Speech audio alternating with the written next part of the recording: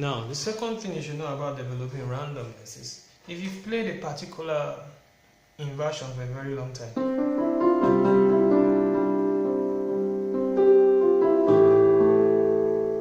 right? Go to the next octave.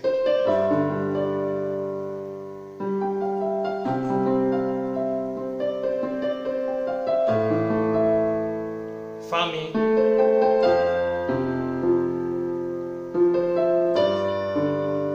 Come back down.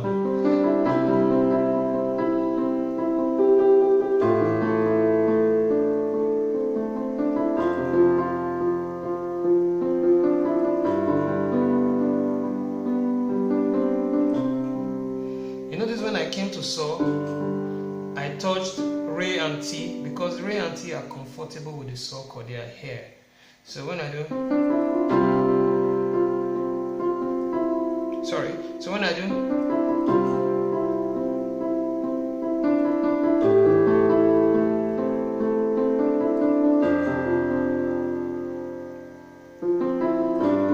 so I'm ending, Re and T can be used.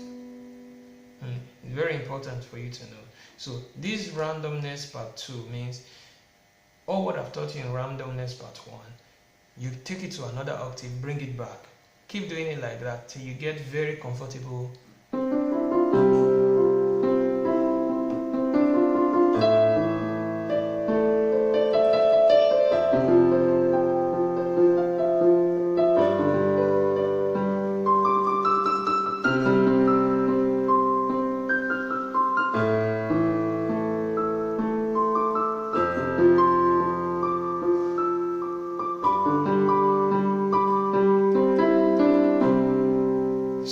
Play around octaves. I know I've explained this before, but this is just like a brief summary. So those that still cannot play randomly can get a hold of this.